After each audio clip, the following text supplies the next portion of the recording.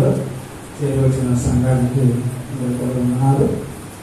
ముఖ్యంగా అది అవకాశాన్ని కల్పించినటువంటి సోదరులు కూడా మనం చూపించుకుంటున్నాం. కొద్దిసేపు గాలి లేకపోతే పరిస్థితి ఎలా ఉందంటే ఒకరు అక్కడ ఉంటే బాగుండు, ఎందుకంటే ఇది లేకపోయినా మరణం వస్తుందండి, కొంచెం అడ్జస్ట్ అవుతుందండి, అది కూడా పోయింది, తీసుకొచ్చి కరోనా తర్వాత మళ్ళా లోపల తీసుకొచ్చి పెట్టేశారు అని చాలా మంది బాధపడుతున్నారు. సరే, ఏది ఏమైనా దేవుని మహిమపరిచే విషయంలో ఎలాంటి రిస్క్ అయినా మనము పే చేయక తప్పదు. ఈరోజు మన పాఠ్యాంశం కూడా ఈ గాలిని గురించి మనము ఆలోచిస్తాం. సో చాక్పీస్ కూడా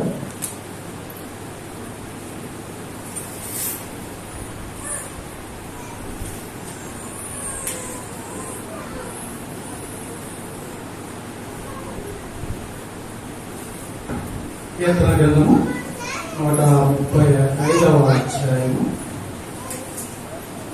కీర్తన గ్రంథము 135వ అధ్యాయము.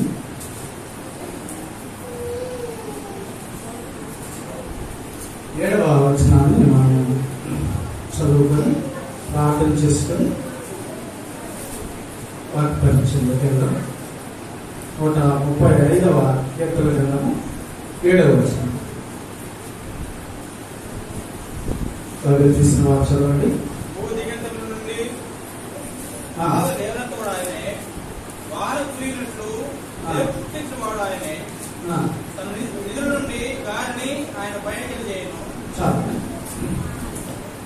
చిన్న ప్రార్థన చేసుకుని మనము ఈ గాలి యొక్క పరిస్థితి ఏమిటో మనం ఆలోచిస్తాం. ముఖ్యంగా అనారోగ్య స్థితిలో హాస్పిటల్లో ఉన్నటువంటి మోసమాన్ గారు కూడా మనం ప్రార్థన చేయవలసిందిగా ఉన్నాం. రోజు నుంచి ఆయన హాస్పిటల్లో ఉన్నారు. ఈ సొంత ప్రార్థనలను, కుటుంబ ప్రార్థనలను ఆయన కొరకు ప్రార్థన చేయవలసిందిగా కోరుచున్నాం. ఈ సందర్భంలో ఆయన కూడా జ్ఞాపకం చేసుకుంటూ మన వాక్య పరిచయం ప్రారంభించుకుంటాం. కావాల్సినట్టు ప్రారంభం చేస్తాం. కృపాసత్య సంపూర్ణ జీవము గల మా గొప్ప దేవ, ఈ ఘనమైన శ్రేష్టమైన నామములకు వేలాది స్థితి స్తోత్రాలు చెల్లించుకుంటున్నా. ఈ సమయాన్ని, ఈ స్థలాన్ని మాకు అనుగ్రహించి మనం ఆరాధించి మహిమపరిచి గణపరిచే వాక్యం దయచేసుకుంటున్న స్తోత్రాలు ఆరాధించడానికి చేరి వచ్చిన ప్రతి విధంగా బట్టి స్తోత్రాలు చెల్లించుకుంటున్నా. మా అందరి హృదయమును, మా తలపులను, మా ఆలోచనను ఈ దృష్టికి మెండుకలు ఉన్నట్టు సహాయపరిచినాయి. బోధించబడినంత వాక్యాన్ని శ్రద్ధతో వినగలిగేటువంటి చెవులు, గ్రహించగలిగేటువంటి హృదయాన్ని మాకు అనుగ్రహించగలిగిన వేడుకుంటున్నా. బోధించడానికి కావాల్సినటువంటి జ్ఞానాన్ని, ధైర్యాన్ని, ఆలోచించేందుకు కూడా దయచేయండి. అనారోగ్య స్థితిలో హాస్పిటల్ ట్రీట్మెంట్ తీసుకున్నటువంటి మోసమాలను జ్ఞాపకం చేసుకోండి. అని మంచి ఆరోగ్యాన్ని, శక్తిని దయచేసి మీకు ఇష్టమైతే మంచి ఆరోగ్యంతో ఈ ఆరాధనలో పాల్గొన్న భాగ్యాన్ని కూడా దయచేయండి. ఈ రీతిగా ఎంతమంది ఇతరులు అనారోగ్య స్థితిలో బాధపడుతున్నారు, వారందరూ కూడా ఇప్పుడు చింతించి సహాయం వేడుకుంటున్నాం. బోధించబెట్టినటువంటి పాఠ్యాంశంలో మీ తోడుగా ఉండి నడిపించమని మీ కుమారుడైనటువంటి యేసుక్రీస్తు నామములో ఈ విన్నపములు అడిగి వేడుకుంటున్నాను తండ్రి. ఆమేన్. పరమతండ్రైనటువంటి దేవుడు దావీదు యొక్క కీర్తనలో మనకు తెలియజేసినటువంటి సమాచారాన్ని మనం ఆలోచించడానికి ప్రయత్నం చేస్తున్నాం. దాని యొక్క ప్రభావము ఎలా ఉంటుంది?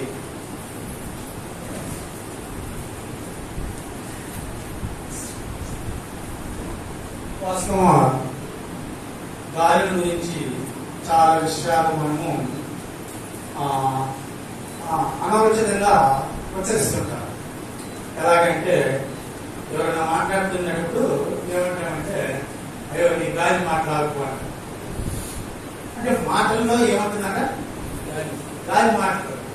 గాలి మాట్లాడితే అర్థం ఏమని?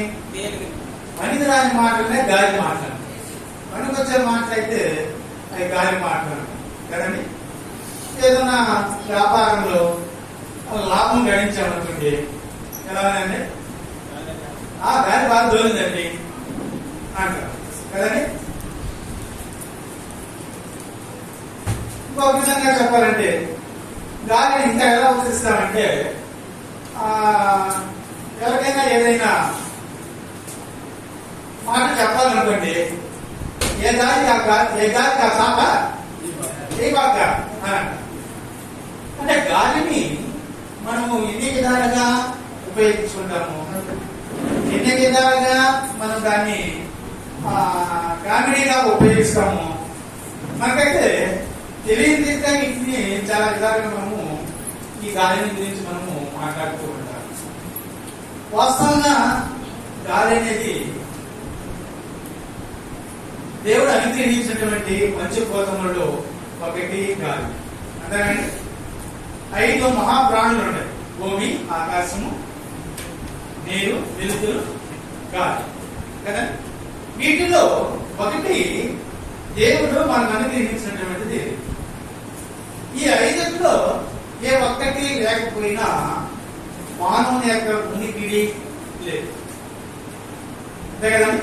ఈ 5లో ఏ ఒక్కటి లేకపోయినా మానవుని యొక్క ఉనికిడి లేదు. మనం పీల్చేటువంటి గాలి ఒక నిమిషం పాటు స్పందిస్తే లేక బంధించబడితే ఈరోజు మనకు లేదు. అంటే దేవుడు ఎంతగా మానవునికి అవసరమైన వాటిని అనుగ్రహిస్తున్నాడో వాటిని మనము ఎలా తీసుకుంటున్నామంటే చాలా క్యామెడీగా తీసుకుంటున్నాము. వాటిని ఏదో బిజినెస్ ఫీల్డ్ లాగా లేకపోతే ఇంకొక ఏమంటారంటే ఎగతాళి పూర్వకంగా వాటిని మనము ఉచ్చరించడం జరుగుతుంది కదండి. అంటే ఉపయోగకరమైనటువంటి వాటిని మనము క్యాపిటల్గా ఉచ్చరిస్తాము. ఉపయోగపడనటువంటి వాటిని కూడా మనకు కొన్నిసార్లు ఏం చేస్తామండి అలా కామెడీగా మనం ఉపయోగించడం జరుగుతుంది. ఇలా గాలి అని ఉపయోగిస్తున్నాను, కానీ ఈ గాలి అనేది ఎక్కడ స్టార్ట్ అవుతుంది, ఎక్కడ అర్థమవుతుంది, దీని యొక్క పరిణామం ఏమిటి? సైన్స్ ప్రకారంగా ఆలోచిస్తే గాలికి ఒక శక్తి ఉందని, వేగం ఉందని, దానికి ఒక దశ ఉందని, దాని యొక్క పరిణామము ఇలా ఉందని బోధిస్తూ ఉంటారు. అవును కదండి. మన సైన్స్ టీచర్లు ఉంటే దాన్ని హెల్ప్ చేయొచ్చు. అవును కదండి. దానికి దశ ఉంటుంది, వేగం ఉంటుంది, శక్తి ఉంటుంది, దానికి కొన్ని పరిమాణాలు ఉంటాయి, దానికి కొంచెం వెయిట్ కూడా ఉంటుంది.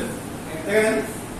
ఇలాగా అయితే ఈ యొక్క గాలి గురించి ఈనాట చాలా మంది శాస్త్రవేత్తలు కనుగొన్నారు. అయితే బైబిల్ బోధించేది 3500 సంవత్సరాల పూర్వము 100 AD నుంచి AD వరకు, అంటే క్రీస్తు పూర్వము 3500 సంవత్సరాల పై నుండి క్రీస్తు శకం 100 వరకు బైబిల్ ఏమి బోధిస్తుందో మనం చాలా జాగ్రత్తగా ఆలోచించడానికి ప్రయత్నిస్తాం. మరి ఈ సమయంలో సహోదరులు చదివినిపించినటువంటి వచనంలో 135 8వ వచనంలో అక్కడ ఏం తెలియజేశాడండి?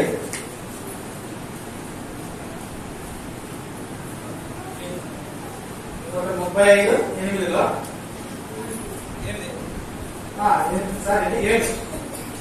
భూ దిగంతం నుండి ఆమె లేవజేయవాడు ఆయనే, వాన పెరిగినట్లు మీరు పుట్టించేవాడు ఆయనే, తన నిధుల్లో నుండి ఆయన గాలిని బయలుదేరు చేస్తుంది. అంటే గాలికి ఒక నిధి ఉన్నది. ఇప్పుడు మనము భౌతికంగా ఆలోచిస్తే ధనానికి నిధి ఉంటుంది, ఖజానా, అవును కదండి, ఖజానాకి నిధులు ఉంటాయి, కొన్ని గుప్త నిధులు ఉంటాయి. ఆయా సందర్భాల్లో భూగర్భంలో కొన్ని దాచబడినటువంటి నిధులు ఉంటాయి. గాలి కూడా ఏమన్నది, ఇప్పుడు నిధి ఉందన్నారు కదండి. మానవుడు గాలిని ఎప్పుడు ఒక నిధిగా భావించలేదు. దాన్ని ఎలా చూశాడు మానవుడు అంటే ఒక శక్తిగా చూశాడు. ఒక గాలిని జోకుగా ఉపయోగించుకున్నాడు. మరి కొందరు ఆ గాలి వీస్తుంటే అబ్బా చల్లగాలి చాలా బాగుంది అన్నాడు. అదే తుఫాను కానీ వాకి వినిపిస్తే అయ్యా విపక్షం చేసేసిందని నా ఇల్లు వాళ్ళు ఎంతో పోయింది, నా పంట పొలాలు కదండి. గాలి తోలితే ఒక బాధ, తోలకపోతే ఒక బాధ, వాన కురిస్తే ఒక బాధ, కురవకపోతే ఒక బాధ కదండి. ఇలాగా ఏదేదో మానవుడు తన గురించి తనకు దేవుడు అనుగ్రహించేటువంటి ఆ పంచభూతాల విషయంలో తనకు ఉపయోగకరంగా ఉండాలి. ఎప్పుడు కూడా తనకు అనుకూలంగా లేకపోతే తిట్టడమో, లేకపోతే నిందించడమో, లేకపోతే దాన్ని ఇచ్చినటువంటి ఆయన మర్యాదతో ఆయన కూడా నిందిస్తాం. కొంతమంది ఏం చేస్తారంటే ఆ పంచభూతాలనే దేవుడు అనేసారు. గాలి దేవుడు, వాన దేవుడు, సూర్య దేవుడు కదండి, భూదేవత, ఇలాగా వాళ్ళని దేవతలుగానే పాలించేశారు. అవసరమైతే వాళ్ళు దేవతలను పట్టుకున్నట్టే చేస్తారు. మనం ఎవరు తిడతారామని ఆలోచించారు. ఇలా క్రైస్తవులు పడి ఏం చేస్తారంటే ఒక గాలిని ఏ విధంగా తీసుకున్నారంటే అది ఒక శక్తితో కూడినటువంటి గాలి. దాని యొక్క తీవ్రత ఎలా ఉంటుంది, దాని ప్రభావం ఎలా ఉంటుంది అని ఆలోచిస్తున్నారు. కానీ అది ఒక నిధి అనేటువంటి విషయాన్ని ఆలోచించారు. ఆ నిధి ఎక్కడుందంటున్నాడు? ఎక్కడున్నాడు?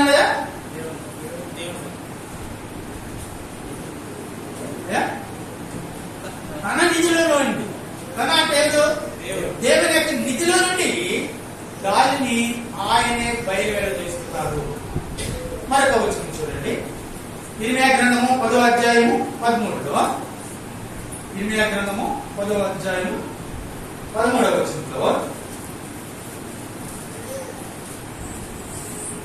ఆయన ఆజ్ఞయగా జలరాశులు ఆకాశ మండలంలో పుట్టును. భూమి అంత భాగం నుండి ఆయన ఆవిరి ఎక్కదే వర్షం కలుగునట్లుగా ఆయన మెరుడు పుట్టించును. ఆయన తన ధనాగారం నుండి గాలిని రావించును. అంటే ధనాగారము. ఈరోజు ధాన్యానికి గాలాలు ఉన్నాయి, డబ్బులు ఉంచుకోవడానికి ఉన్నాయి, కానీ గాలి మాత్రమే ఉన్నాయని మనం ఎప్పుడు అనుకోవట్లేదు. అసలు ఆ థాటే మనకి రాలేదు. ఒక ధన నిధి ఉంటేనే దాన్ని ఎప్పుడైనా మనం ఏం చేస్తుందని ఉపయోగించుకుంటాం. మనకంటే ఒక నిధి ఉన్నది. ఆ నిధిని బట్టి మనం ఎప్పుడు కూడా ఏం చేస్తామంటే చాలా సంతోషంగా ఉంటాం. కానీ మనము ప్రతి నిత్యము అనుభవించేటువంటి ఒక నిధి ఉందని అసలు సంగతి మనం ఏం చేస్తున్నామో మర్చిపోతాం. ఒకవేళ ధనము అనేటువంటి దారుణమైనటువంటి నిధులు నీకున్నా దేవుడు అనుగ్రహించేటువంటి ఈ నిధి మన జీవితాల్లో లేకపోతే, దేవుడు ఆ నిధిని మనకి ఇవ్వకపోతే, దేవుడు ఆ ధనాగారాన్ని ఓపెన్ చేయకపోతే మన పరిస్థితి ఏంటి? మానవుని యొక్క ఉనికిడి ఏమిటి? ఈ భూమి మీద జీవసిస్తున్నటువంటి జీవరాశుల యొక్క పరిస్థితి ఏమిటి? ఏనాడైనా ఊహించామా? ఇది దేవుని యొక్క ధననిధా? దేవుడు మన కోసము ఒక నిధిని ఉంచిపెట్టాడా? అంటే మానవుని యొక్క జీవనం కోసం దేవుడు ఆల్రెడీ సృష్టి ఆరంభంలోనే దేవుడు ఏం చేశాడంటే ఒక నిధి అవసరమని మానవుడు తరలించాడు. మనకు ఒక నిధి అవసరము కాబట్టి మనం కూడా ఏం చేస్తామంటే ఏ బ్యాంక్ అంటే రిజర్వ్ బ్యాంక్, స్విస్ బ్యాంక్ ఇలాంటి దాంట్లో లాక్కాలుగా పెట్టుకుని మేనేజర్తో అది పెట్టేసుకుంటాం. కొంతమంది ఆ యాజ్ఞాలు ఉంటాయి, గీజాలు చచ్చిపోతారు. మనుషులు చచ్చిపోతారు, అది లాక్కర్లు ఆజ్ఞా ఉంటాయి. అది పోయి అలాంటి డబ్బులే కదంటే ఈరోజు కోర్సుకి అయితే అంగన్వాడి ఫుడ్ హెల్పింగ్ అయితే ఇన్ని వాటికి ఇన్ని జరుగుతున్నదే ఇలా చనిపోయినటువంటి వారి ఫుడ్ పోతాయి కదా. కారణం ఏంటంటే వాళ్ళకి ఉన్నా వాళ్ళు ఉపయోగించుకోలేదు. కానీ దేవుడిచ్చినటువంటి ఆ ధన నిధి ఏ ఒక్కరికి ఉపయోగకరం లేదని చెప్పడానికి ప్రతి ఒక్కరికి ఆ నిధి ఏంటంటే అవసరము. అది లేనిదే జీవనం లేదు. ఇది మానవుడి పరిస్థితి. సరే, ఈ నిధి ఎలా బయలుదేరుతుంది? ఈ ధన నిధి ఎలా బయలుదేరుతుంది? దేవుని దగ్గర నుంచి ఎలా బయలుదేరుతుంది అంటే ఒక నిధి ఉన్నది అనేది మనకు అర్థమైంది. ఈ నిధుల నుంచి ఎలా బయలుదేరుతుంది, ఎలా స్ప్రెడ్ అవుతుంది, ఎక్కడికి వెళ్తుంది, ఎక్కడికి తిరిగి వస్తుంది? చూడండి, ప్రసంగి 1వ అధ్యాయము 6వ వచనంలో, 1వ అధ్యాయము 6వ వచనంలో, ప్రసంగి 1వ అధ్యాయము 6వ వచనంలో, గాలి గాలి దక్షిణమునకు పోయి ఉత్తరమునకు తిరిగినట్లు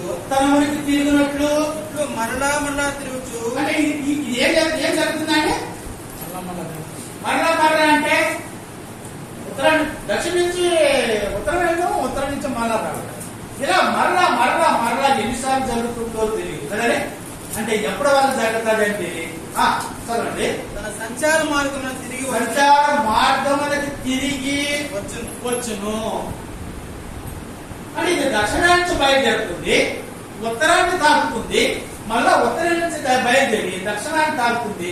ఇలా తిరిగి ఎక్కడ చేరుకుంటుందంటే ఎక్కడ చేరుకుంటుందంటే తన సంచార మార్గములకు తిరిగి వస్తుంది.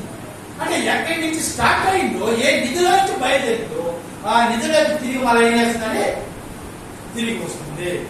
ఈరోజు అది ఎలా తిరిగి వస్తుందంటే గాలి అనుకోవచ్చు కదండి. మోడీ గారు ప్రవేశపెట్టినటువంటి 2,000 కోట్లు అయితే తిరిగి మళ్ళీ రిజర్వ్ బ్యాంక్ రిజర్వ్ బ్యాంక్ వెళ్ళింది. ఇప్పుడు ఆడ కనపట్టలేదు అంటే వచ్చిన 2,000 మొత్తం ఏం చేయాలంటే అతను మొత్తం బయట ఇక్కడ అక్కడ అంతే కదండి. ఇప్పుడు ఆడ కనపట్టలేదు అంటే అతను నిధిలోకి వెళ్ళిందా అంటే ఇది మన కంటికి కనబడుతుంది కాబట్టి నీవు నమ్ముతున్నావు. ఈ రోజు 2,000 లేదు, ఈ రోజు మనకంతా 500 మాత్రమే.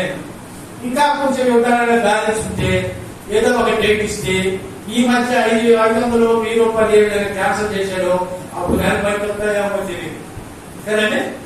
అంటే ఎక్కడ చేయకపోవడం తెలియదు అండి ఇది. సరే, ఏది ఏమైనా గాలి అనేటువంటి ఆ తన నిధి దేవుని దగ్గర నుంచి దక్షిణం నుంచి స్టార్ట్ అవుతుంది, ఉత్తరానికి వెళుతుంది, ఉత్తరం నుంచి మళ్ళా తిరిగి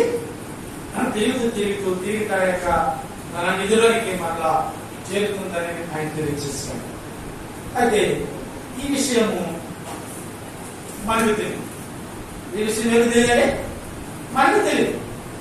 దాని గురించి ఆలోచన ఎప్పుడు మనకు కలిగింది. కారణం ఏంటంటే ఏదో ఉపయోగపడుతుంది, పీల్చుకుంటున్నాం, వదులుతున్నాము. గాలి అవసరమని, ఈ గాలి ద్వారా జీవరాశులు జీవిస్తున్నాయని మనం బోధిస్తాము. ఈ విషయాలన్నీ తెలుసు. కానీ అది ఎక్కడ ఏ ధన నిధుల నుంచి బయలుదేరుతుందో, ఎలాంటి ప్రయాణాన్ని కొనసాగిస్తుందో మనం బైబిల్ ద్వారా మాత్రమే తెలుసుకోవాలి. చాలా విషయాలు చాలా శాస్త్రవేత్తలు కూడా దేని ద్వారా వాళ్ళు తెలుసుకున్నారంటే బైబిల్ ద్వారా మాత్రమే తెలుసుకున్నారు. భూమి గుండంగా ఉన్న విషయము శాస్త్రవేత్తలు బైబిల్ ద్వారా తెలుసుకున్నారా? మన స్వహాగా తెలుసుకున్నారండి? బైబిల్ ద్వారానే తెలుసుకున్నారు. ఇంకా అలాగే సముద్ర మార్గాలు కావచ్చు, మరి కొన్ని చాలా విషయాలు ఎక్కడి నుంచి తెలుసుకున్నారంటే బైబిల్ ద్వారా మాత్రమే తెలుసుకున్నారు. అంటే బైబిల్ ఒక మానవునికి నడిపించేటువంటి ఒక గైడెన్స్ గా ఉన్నది, ఒక బాగా శిక్షణగా బైబిల్ ఉన్నది.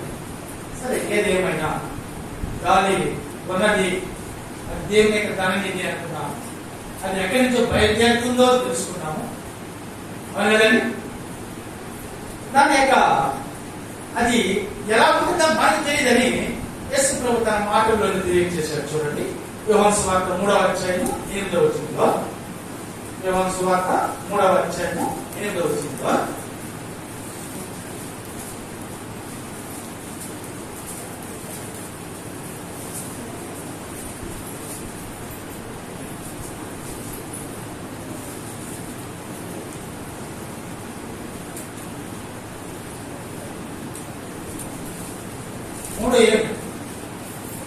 యోహాను సువార్త 3వ అధ్యాయము 8వ వచనంలో,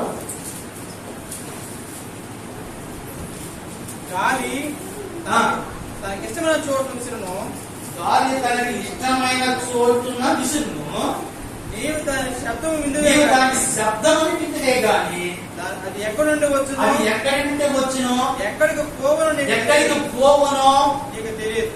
నీకు తెలియదనడా, మనకు తెలియదనడా? నీకు తెలియదు. యేసు ప్రభువు నికోదేముకు బోధిస్తే ఈ మాట చెప్పాడు, అంతే కదా? నీకు తెలియదన్నాడా, మనకు తెలియదన్నాడా? నీకు తెలియదు, అంతే. ఆయనకి తెలుసు. కాబట్టి మనకు అనేటువంటి మాటలు ఉపయోగించుకుంటా నీకు మాత్రం తెలియదు అంటే, ఎందుకంటే నీ భూమి మాత్రం నివాసిని, ఆయన పరలోక నివాసి. ఆయనకి అక్కడి విషయాలు తెలుసు, ఇక్కడ విషయాలు తెలుసు. దాని నిధిని పుట్టించింది ఆయన, నిధిని ఉత్పత్తి చేసింది ఆయన, అంతే కదండి. ఒక బ్యాంకులో ఎంత అమౌంట్ ఉంచుకున్నావో నీ దగ్గర లెక్క ఉంటుంది కదా, ఖచ్చితంగా ఖచ్చితంగా నీ దగ్గర ఉంటుంది. అలాగే దేవుడి యొక్క నిధిని ఉపయోగించుకొని నిధిని స్టార్ట్ చేసిన ఆయన ఎంత ఉందో ఆయన తెలుసు, ఎక్కడ స్టార్ట్ అవుతుందో తెలుసు, ఎక్కడ పెడతాదో తెలుసు. ఇవన్నీ ఆయనకు తెలుసు. కాబట్టి ఇంకో దేవుడు అంటున్నాడు, గాలి తనకు ఇష్టం వచ్చినటువంటి చూడడానికి ఇష్టము. తనకి ఇష్టమైతే ఏ ప్రాంతంలో తుఫాను పట్టిస్తాడో ఆ మొత్తం గది ఇంకో ప్రాంతం ఏం చేస్తుందంటే విసుకుంటుంటాం, అంతే కదా. అంటే కారణం ఏంటి? అక్కడ గాలి భయంకరమైంది, ఇక్కడ ఏమైపోయింది? గాలి అసలు కంప్లీట్ గా లేదనిపించేసినట్టు. తన ఇష్టం వచ్చే చోట పోతుంది. దాని శబ్దం నేను వింటావే, కానీ అది ఎక్కడి నుండి బయలుదేరుతుందో, ఎక్కడికి తిరిగి చేరుతుందో నీకేంటంటే తెలియదు. ఇప్పుడు మనం ఎన్ని విషయాలు నేర్చుకున్నామండి? గాలి ఉందని నేర్చుకున్నాము, దాని ప్రయాణాన్ని గురించి నేర్చుకున్నాము, అంతే. ఇంకేం నేర్చుకున్నాడు? గాలి ఎక్కడ పోగా నీకు తెలియదు. గాలి ద్వారా రవాణా కూడా జరుగుతుందండి. గాలి ద్వారా ఏం జరుగుతుందండి? రవాణా జరుగుతుంది, ప్రయాణం జరుగుతుంది. అనేకమైనటువంటి స్టీమర్లు, పడవలు సముద్రంలోనూ పెద్ద పెద్ద నదుల్లోనూ ఏం చేస్తారండి? వాళ్ళ ప్రయాణం చేసేటప్పుడు ఏం చేస్తారు? సాపలు చేస్తారు. అప్పుడు ఇంజన్తో పనిచేయదు, ఇంకా ఆయిల్ మొత్తం సేవ్. ఏమండి, ఎంత వేగంగా పోవాలో అంత వేగంగా వెళ్ళిపోతూ ఉంటుంది. ఎంత సాపు పైకి లేకుంటే అంత వేగంగా ప్రయాణించగలరు. ప్రయాణ సౌకర్యానికి కూడా గాలి ఉపయోగపడుతుంది. ఇంతగా గాలిని ఉపయోగకరంగా మానవునికి అనుకూలంగా జీవించడానికే కాదు, ప్రయాణం చేయడానికి కూడా గాలి ఏమవుతుందండి? ఉపయోగకరంగా ఉంటుంది. రెండవదిగా విత్తనములు మార్పిడి, అంటే ఈ చోటు నుంచి ఇంకొక చోటుకి ప్రయాణం చేయడానికి కూడా గాలి ఉపయోగపడుతుంది కదండి. కొన్ని ఫలాలు ఫలించాలంటే, ఒక సంపర్కం జరగాలంటే దేని ద్వారా జరుగుతుందండి? గాలి ద్వారానే జరుగుతుంది. అంటే గాలి ద్వారా విత్తనం యొక్క సరఫరా జరుగుతుంది. సంతోషం లేదు, ఎక్కడికో వెళ్ళిపోయినట్టున్నారు.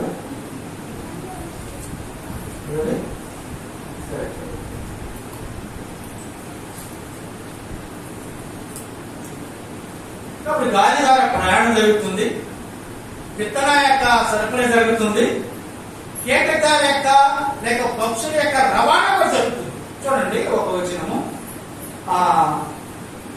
నిర్గమకాండం 10వ అధ్యాయము 13 చూడండి. నిర్గమకాండం 10వ అధ్యాయము 13వ వచనంలో, మోషే ఐగుప్తు దేశం మీద తన కర్రను చాపగా యెహోవా పగలంతయు రాత్రంతయు ఆ దేశంలో తూర్పు గాలి విసర్జేసను. ఏం విసిరాడండి? తూర్పు గాలిని విసిరేయగా ఉదయమందు ఆ తూర్పు గాలికి మిడతలు వచ్చిన. ఆ తూర్పు గాలి కథ ఏమో చేయండి, మిడతలు అంటే కీటకాలు గాలి వలన ప్రయాణించగలవు. అంటే దేవుడు ఒక గాలిని తూర్పు నుంచి ప్రయాణం చేసేందుకు దాని ద్వారా ఏమొచ్చాయంటున్నాడు? మిడతలు వచ్చాయి. 19వ వచనం చూడండి, అదే అధ్యాయంలోనే. అప్పుడు యెహోవా గాలిని త్రిప్పి మహాబలమైన పడమటి గాలిని విసర్జేయగా. ఇప్పుడు తూర్పు గాలికి మిడతలు వచ్చాయి, పడమటి గాలికి ఏం జరిగినట? ఆ మిడతలను కొంచెం పోయి ఎర్ర సముద్రంలో పడవేశాను. మిడతలు రావడానికి ఒక గాలి, మిడతలు తీసుకుని మన సముద్రంలో పడడానికి ఏ గాలిని ఉపయోగించాడండి?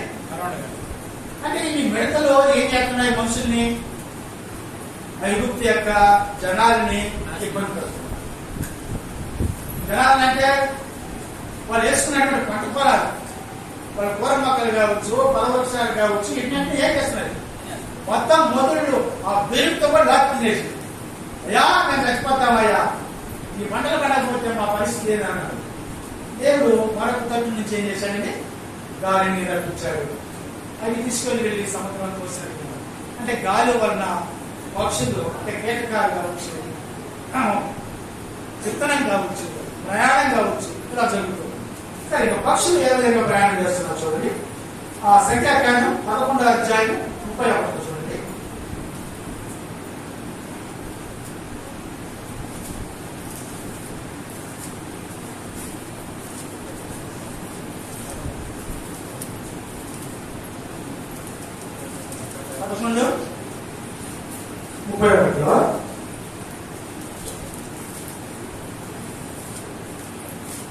సంఖ్యాకాండం 11:31.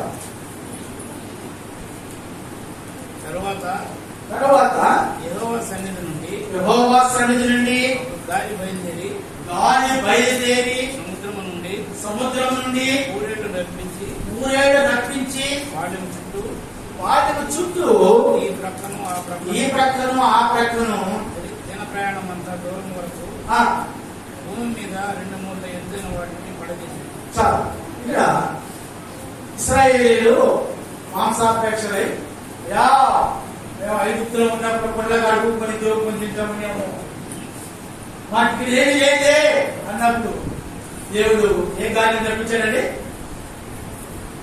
గాలిని విసరించేయక ఊరేగించి, అంటే గాలి ద్వారా పక్షుల ప్రయాణం జరుగుతుంది, కీటకాల ప్రయాణం జరుగుతుంది, విత్తన ప్రయాణం జరుగుతుంది, మానవుని యొక్క ప్రయాణం కూడా చేసిందని జరుగుతుంది.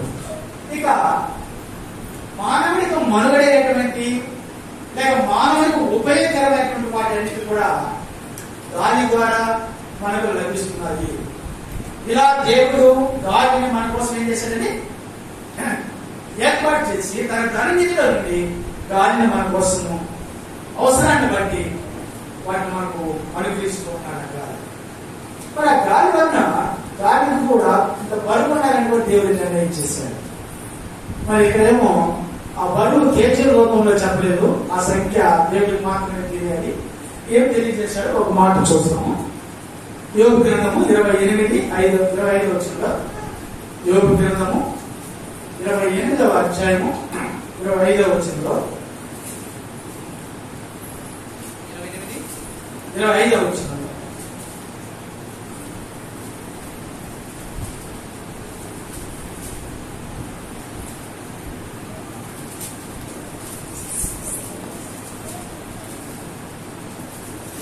గాలి ఇంత బరువు ఉండవలనని ఆయన నియమించినప్పుడు ప్రమాణాలను బట్టి జలము కింద కొలతని ఆయన వాటిని కొలిచినప్పుడు. కాబట్టి గాలికి ఇంకా బరువు ఉండాలి. దేని బట్టి అంటే ప్రమాణాలను బట్టి. అంటే ఒక మనిషికి ఎంత అవసరమో గాలి, లేక ఎంత మనిషి మోయగలడో ఆ బరువు మాత్రమే నెత్తి పెట్టాలి. అందుకు బరువు అయితే ఏం చెప్తారంటే గుండు పిల్లలు చచ్చిపోతుంది అదే అంతే కదండి. వాడు వాడేస్తాడు, వాడు తట్టుకోలేడు. కాబట్టి భూమి మీద గాలి ఉంది, ఆ గాలి మనకు ఒక ఒత్తిడి అన్న సంగతి మనకి తెలియదు. అదేవిధంగా నీటికి కూడా బరువు ఉంది. కొన్ని కిలోమీటర్లు మాత్రమే మనము ఆ సముద్రంలోకి వెళితే బాగదు. అందుకు మించి లోపలికి వెళ్తే ఏమవుతుందండి? పగిలిపోతుంది, తలతో కూడా పగిలిపోయి చచ్చిపోతుంది. నీటికి బరువు ఉంది, గాలికి కూడా ఏముందండి? బరువు ఉంది. ఆ బరువు ఇంత ఉండాలని మాత్రమే దేవుడు నిర్ణయించాడు. ఆ ప్రమాణము ఆయనకు మాత్రమే తెలుసు. ఆ బల ప్రమాణం ఇన్ని కేజీలు ఉంటుంది, లేకపోతే ఇన్ని కిలోలు ఉంటుంది, ఇన్ని టన్నులు ఉంటుంది అని మనమైతే ఊహించదు. అది దేవునికి మాత్రమే నేర్చుకుంటుంది. ఇంకా గాలి నీటిని కూడా ఏం చేస్తుందంటే నడిపిస్తుందని దేవుడు తెలియజేస్తున్నారు. చూడండి, కీర్తన గ్రంథము 147:18. 147:18.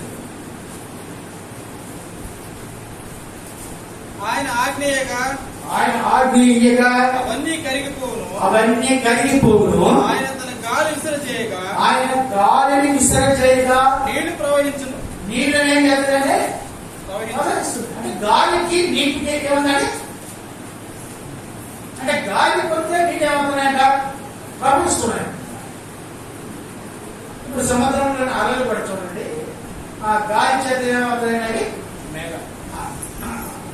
గాలి చేత ఎగరబడుతున్నాయి. అది యాకోబు పత్రికలో అంటాడు, 1:6 గాలి వలన సముద్ర తరంగంలో లేపబడిన. అలాగే నీరు కూడా గాలి వలన ఏమవుతుందంటే ప్రయాణించగలదు. మరొక విషయం ఏంటంటే గాలి వాతావరణాన్ని కూడా శాసిస్తుంది. గాలి ఏం చేస్తుందంటే వాతావరణాన్ని కూడా ఏం చేస్తుందంటే శాసిస్తుంది. ఎలా శాసిస్తుందో చూడండి. యోబు గ్రంథము 37:21.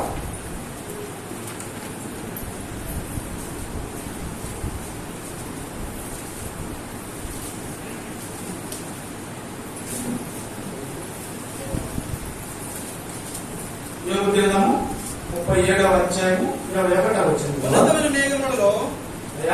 ఉన్నతమైన మేఘములలో ప్రకాశించి ఎండ ఇప్పుడు కనబడినకు గాలి మేఘములను పోగొట్టి ఏం చేస్తున్నానండి? పోగొట్టి దాని తేటగా కనపడుచును. ఏం చేస్తుందంట? కనపరుస్తుంది. అంటే గాలి వాతావరణాన్ని కూడా ఏం చేస్తుంది? నిర్ణయిస్తుంది. ఒక్కొక్కసారి ఆ గాలి వాతావరణానికి సహాయపడుతుంది. ఇంకొకటి చెప్తారు, ఒక అడవి తగిలిపోయేటప్పుడు గాలి ఏమవుతుందంట?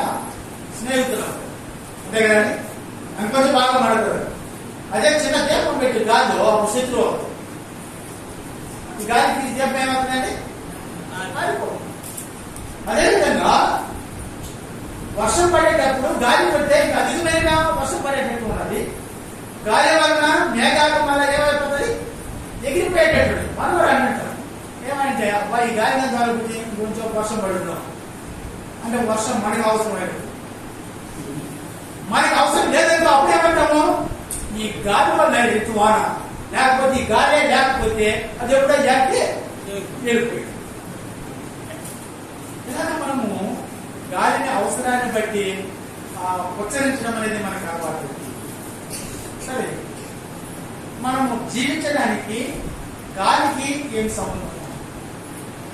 మనకు కావాల్సినటువంటి పంట పొలాలు పెట్టుకోవడానికి, దాని ద్వారా మనము జీవించడానికి గాలితో ఏం కనెక్ట్ అవుతుందో మరొక సహోదరుడు తెలియజేశాడు. చూడండి, ప్రసంగి గ్రంథము 11:4-5.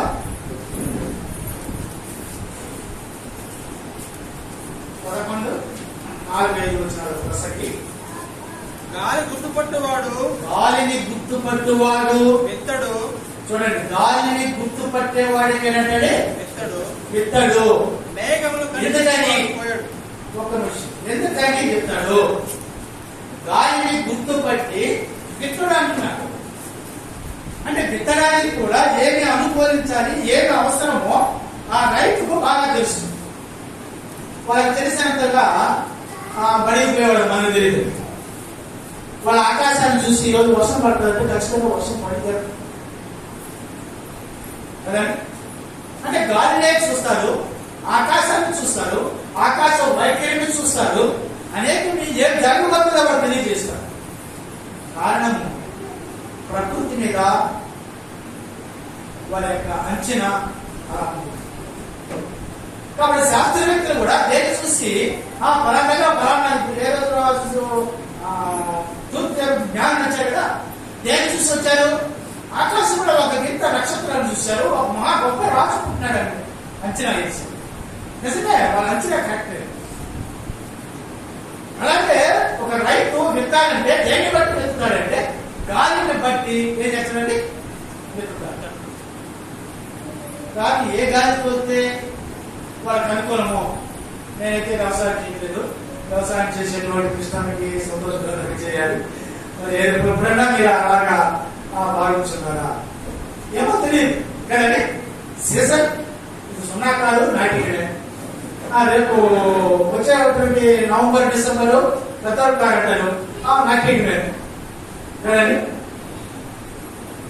నేను ఒకసారి చెప్పాను, మెట్రో దొరికే దారిలో మెట్టు తిరగనే పడవ మాట్లాడతాను. వర్షం వస్తే మొత్తం మునిగిపోతుంది. మన తుఫానికి వర్షాలకి 3 సార్లు మునిగిపోతే 3 సార్లు మళ్ళా చేసుకుంటారు. ఇక ఏదో అంటే మునిగి చేసుకుంటారు. దరిద్రుడికి ఇచ్చింది కారణం ఏంటంటే, నేను వాస్తవంగా చెప్పాలంటే తుఫాన్లన్నీ పోయిన తర్వాత, అంటే నవంబర్ పోయిన తర్వాత డిసెంబర్ లాస్ట్ లో వేసుకుంటే గల్లీలు అంతే కదండి. ముందుగా వేసేస్తే అంటే తొలి కాపే వేసేసి మనకి దిగుపు వస్తుంది. ఆ దిగుపు ఈ 3 కాలు కాటేటప్పుడు పోయినాయి. వాతావరణం అంటే పసిగట్లేదు. నాటుకుంటే ఏమవుతారండి, నష్టపోతారు. నవంబర్ నెల అంటే తుఫాన్ నెల. తుఫాన్ నెలలో తీసుకుపోయి ఆ పల్లపు ప్రాంతంలో నాటితే ఏం ప్రయోజనం అండి? నష్టమే కదండి. కాబట్టి ఇక తుఫాన్ లేదనుకుంటే ఇక తుఫాన్ ఎఫెక్ట్ ఆ ప్రభావం యొక్క ఆ మంత వెళ్ళిపోయింది. కాబట్టి ఇక నాటుకోవచ్చు అనుకోవచ్చు. ఆలోచించు. సరే, ఏదేమైనా ఇది తెలియచేసినటువంటి మాట ఏంటంటే, గాలిని గుర్తుపట్టేవాడు ఇతడు, మేఘమును కనిపెట్టేవాడు పోయాడు. అంటే మేఘాలు ఈరోజు వర్షంగా వస్తున్నాడు. ఆడే ఉంటే ఒకరు వర్షం పడ్డా గింజ ఆగిపోతాడు అంతే కదా. పోసేమనుకో ఏమైపోతుంది, తడిసిందంటే నేను మరగలేదు, ఇక నీకు పట్టడం. కాబట్టి ఏ పరిస్థితుల్లో నువ్వు పోయాలో, ఏ పరిస్థితిలో దిద్దాలో నువ్వు వాతావరణం బట్టి నువ్వు తెలుసుకోవచ్చని దేవుడు మనకు ఆ అవకాశాన్ని ఇచ్చాడు. రైట్. తర్వాత చోళాలు కలుపునందు ఎముక ఏ రీతిగా ఎదిగినది నీకు తెలియదు. గాలి ఏ త్రోవన వచ్చినో నీవు ఎరుగవు. గాలి ఏ త్రోవన వచ్చినో నీవు ఎరుగవు. అలాగనే సమస్తము జరిగించే దేవుని క్రియలు నీవు ఎరుగవు. సమస్తమును జరిగించేటువంటి దేవుని క్రియలు మాత్రం నీవు ఎరుగు. నువ్వు తెలుసుకో. ఎలా తెలుసుకుంటావు? దేవుని యొక్క జ్ఞానంతో నువ్వు ఆలోచిస్తే తెలుసుకుంటావు. దేవుని జ్ఞానమైనటువంటి మాటను మనం విడిచిపెట్టి కేవలం మన భౌతిక సంబంధంగా మనం ఆలోచిస్తే దేవుడు అనుగ్రహించేటువంటి ధన నిధి ఏ విధంగా నీకు ఉపయోగకరంగా ఉన్నాయో, ఏ విధంగా నీకు ప్రయోజనకరంగా దేవుడు చేయాలనుకుంటున్నాడు నువ్వు ఆలోచించదు. ఆలోచించేవాడు ఎవరంటే బైబిల్ నమ్మినటువంటి వాడు ఆలోచిస్తాడు. బైబిల్ ద్వారా దేవుడు ఉన్నాడని నమ్మేటువంటి వాడు, గాలికి ఒక ప్రాధాన్యత ఉన్నది, గాలి ఒక ధననిధి, దేవుడు అనుగ్రహించేటువంటి పంచభూతంలో ఇది ఒకటి. ఇది మానవుని మనుగడ కోసం ఉపయోగకరంగా దేవుడు తన ధననిధిలో నుంచి మనకు అనుగ్రహిస్తున్నాడని ఎవరైతే విశ్వసిస్తారో వారి మాత్రమే గ్రహిస్తారు. కాబట్టి అందరూ దీన్ని గ్రహించలేదు. కాబట్టి దేవుని యొక్క క్రియను గ్రహించాలంటే కష్టమే. కాబట్టి అది ఏ ఋతువు స్టార్ట్ అవుతుందో, ఎక్కడికి ఎండ్ అవుతుందో మీకు తెలియదు. మరొక విషయాన్ని మనం ఆలోచించాలి. గాలి తన యొక్క దశను మారుతుంది. గాలి ఏం చేస్తుందండి? గాలి తన దశ ఏం చేస్తుందండి? మారుస్తూ ఉంది. దశ అంటే దశ అంటే దిక్కు.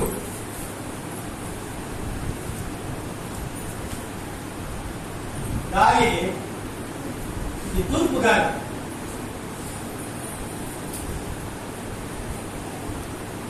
బైబిల్లో తెలియజేసినటువంటి గాలులు చాలా రకాలు ఉన్నాయండి. వాటిలో మెయిన్ మనకు 4 దిక్కులు ఉన్నాయి. కాబట్టి 4 యొక్క దశల గురించి మనం ఆలోచిస్తాం. ఒకటి ఇందులో తూర్పు గాలి. ఇది బలమైనటువంటి వేడి గాలి,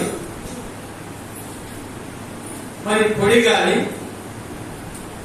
మరియు దీని ద్వారా ఒక విపత్తును కలిగించేసేటువంటి గాలి. గాలి ద్వారా ఏమొస్తుంది? అది కూడా వస్తుంది. మీ సుడిగాలి కూడా వస్తుంది. సుడిగాలిలో దానివల్ల ప్రయాణించలేవు. దాని కూడా మన యొక్క సబ్జెక్ట్ లో ఉన్నది, భయపడద్దు. ఈ తూర్పు గాలి వల్ల ఏమి సంభవిస్తుంది?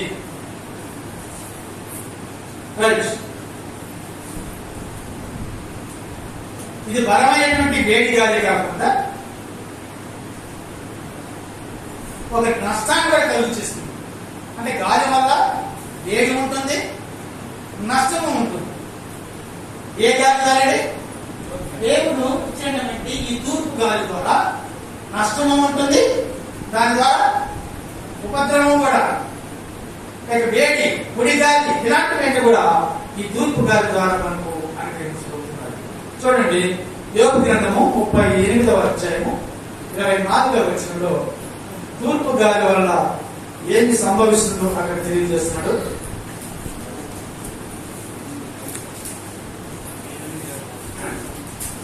యోబు గ్రంథము 38వ అధ్యాయము 24వ వచనంలో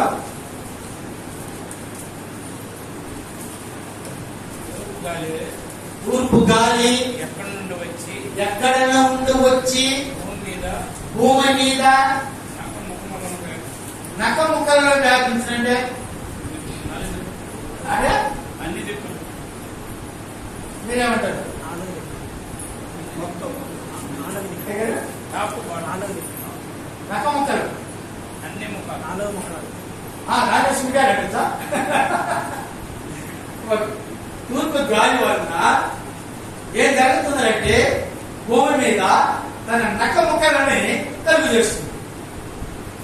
అంటే ఇప్పుడు ఇది దోత్తా ఉంటుంది, ఇంకొక క్షణంలో మన ఇంకొక దశ మార్చుకుంటుంది. అంటే దశ మారడాన్ని ఏమంటారంటే నక్క ముక్కల. అందుకని నికోదేము యేసుప్రభు చెప్పింది, గాలి తనకి ఇష్టం వచ్చినట్టు చోట వీచును. అది ఎలా వీస్తుందో నీకు తెలియదు. దాని శబ్దములు మాత్రమే విలువ కానీ అది ఎక్కడి నుంచి వచ్చును, ఎక్కడికి బయలుదేరినో నీకు తెలియదు. కాబట్టి భూమి మీద తన దశను ఏ విధంగా మారుస్తుందంటే నక్క ముక్కలుగా మారుస్తుంది. రైట్, ఇంకా అక్కడ ఏమంటున్నాడని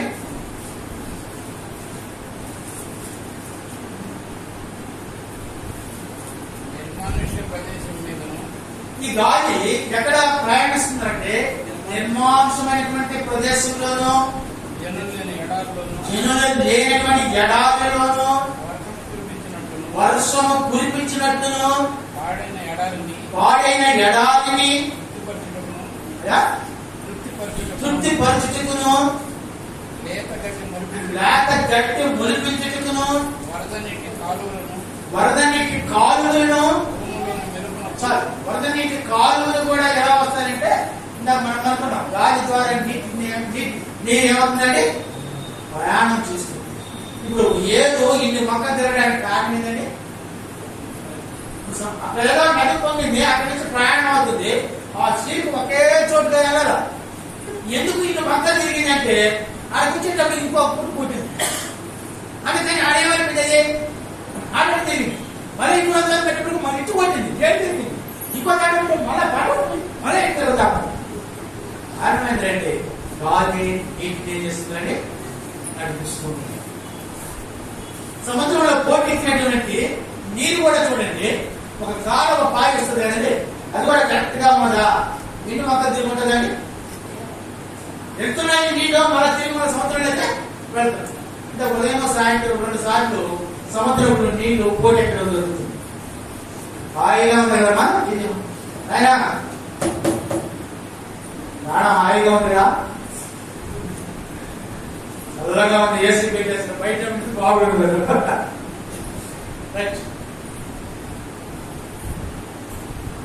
కాబట్టి ఈ గాలి వల్ల ఏమైనా అనుగ్రహించబడుతుంది అనేది ఇక్కడ మనం తెలియజేస్తాం. ఇంకా యెషయా గ్రంథము 27వ అధ్యాయము 8వ వచనంలో చూడండి, నీవు దాన్ని వెళ్ళగొట్టినప్పుడు మితముగా దాన్ని శిక్ష విధించితివి, తూర్పు గాలిని తెప్పించి కట్టమైన తుఫాను చేత దాన్ని తొలగించింది. కాబట్టి ఇక్కడ ఒక ప్రాంతమును దేవుడు శిక్షించడానికి కూడా దేన్ని ఉపయోగించుకుంటున్నాడంటే ప్రకృతిని దేవుడు ఉపయోగించుకుంటున్నాడు. అంటే గాలి ద్వారా ఏం జరుగుతుందంటే అధ్యాయం 1వ వచనంలో చదివితే యెరూషలేమును శిక్షించడానికి దేవుడు ఏం ఉపయోగించుకుంటున్నాడంటే ఏ గాలి అంటున్నాడు? తూర్పు గాలిని ఉపయోగించుకుంటున్నాడు.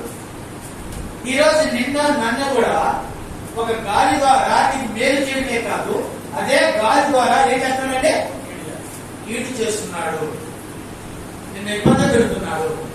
అదే ఇందాక మనం అనుకున్నది,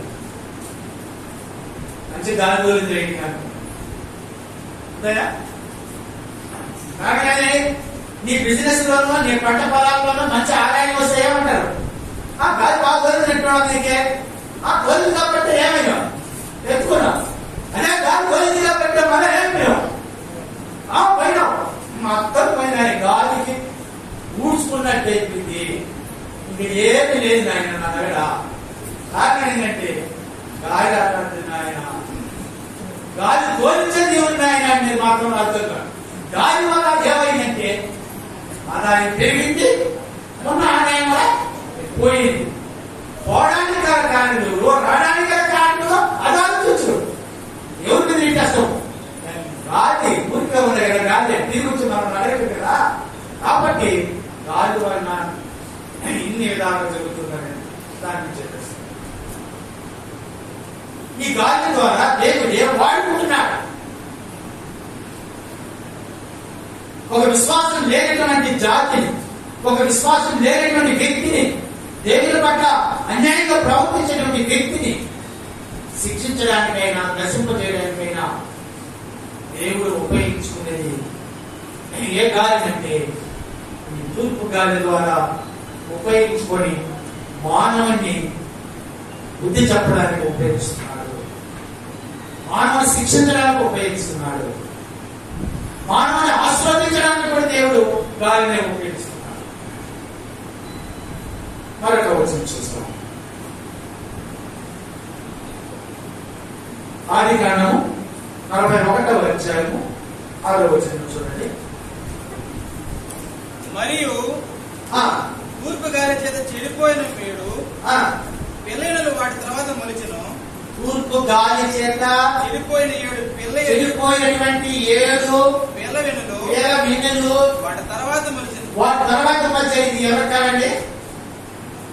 ఐగుప్తు దేశంలో ఉన్నటువంటి పరలోక కాలం. అదండి యేసేపు ఆ కళ భావాన్ని చెప్తున్నాడు. ఆ కళలో చూస్తున్నాడు, తూర్పు గాలి వచ్చింది, 7 పేడలు నిండి వచ్చాయి. అదే తూర్పు గాలి వచ్చింది, 7 పక్క చిక్కినటువంటి ఆవులు వచ్చాయి. జరగబోయేటువంటి విపత్తును, రాబోయేటువంటి శిక్షను, రాబోయేటువంటి భయంకరమైన పరిస్థితిని ముందుగా ఆయన తెలియజేశాడు. దేని ద్వారా అంటే ఈ గాలి ద్వారా, ఈ తూర్పు గాలి ద్వారా జరగబోయేటువంటి పరిస్థితుల్లో ఇది ప్రపంచం మొత్తం కాలేదు, కేవలము ఐగుప్తు దేశం వరకే ఇలాంటి పరిస్థితి రాబోతుంది. నిజంగా ఐగుప్తు రాజు తెలియగలవాడు. తనకు వచ్చినటువంటి కళ ఏందో ఏమిటో, అది ఎందుకు వచ్చిందో, ఎలా వచ్చిందో మనం కూడా చెప్తుంటాం కదంటే, ఆ కళ ఎందుకు వచ్చిందంటే వేడన్నా తిరుగుంటావులే అందుకని రాత్రి కళ ఉంది వస్తుంది. అదే నువ్వు నీ వాడి గురించి ఆలోచిస్తా ఉంటావు, ఓడిలోకి వచ్చినాడు కళ.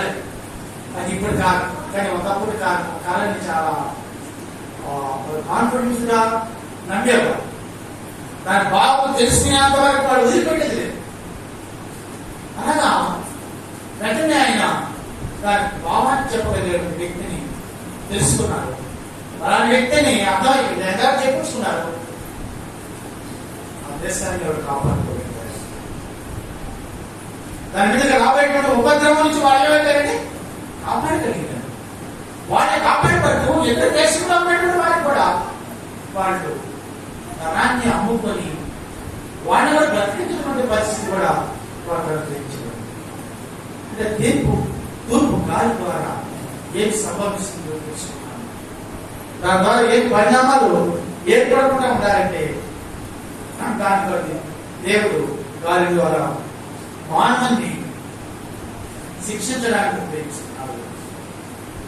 ఒక దేశాన్ని, ఒక ప్రాంతాన్ని, ఒక వ్యక్తిని ఇలాగా దేవుడు వాడుకుంటున్నాడు. రెండవదిగా దక్షిణ గాలి. రెండవది ఏంటంటే